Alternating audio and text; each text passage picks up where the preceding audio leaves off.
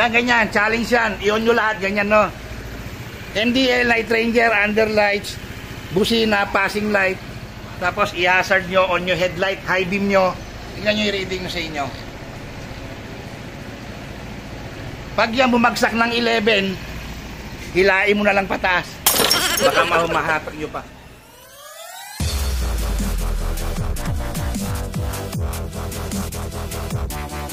So, ganito itsura ng mga ADB na kumpleto ng pailaw, mga kabekis.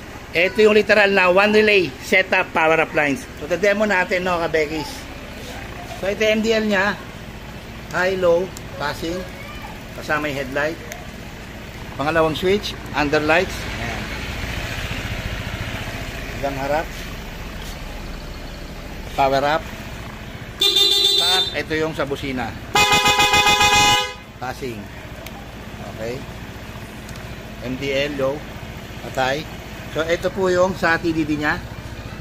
So, ito yung mode 1. Patay. Mode 2. Patay. Mode 3. Hindi, mode 4 pala to. Ito yung mode 3. Yung dalawa. Yan. Ito yung mode 5. Ito yung mode 6. Mode 7. Lahat na. MDL, nakasinde, naka-high beam, busina. Passing. Underlights. Ito po ang voltmeter reading nya. 12.4, 12.5. Sa ganyang setup, no. So try nyo i-compare sa inyo yung maraming relay at saka yung walang relay na sinasabi nyo. Kung anong voltmeter reading nyo pag nakabukas yung 7 modes ng Night Ranger, na naka-MDL na naka-high beam, yung headlight naka-high beam, at may ilaw sa ilalim. Tignan natin ngayon yung sa inyo versus sa one relay power appliance ko. Ayan ang reading, no. Busina. Sir, may nakita kayong kumukurap? Ay, shoutout ko pala sila, sir. Sa City Sanctuary, shoutout. Saka yung sa His Life, shoutout ko sa inyo. Si sir, yayamanin to. Ay, ADB niya. Nagpa-fluctuate ba, sir? Ay, bumubusina, hindi nagkukurap yan. At hindi nagngongongo.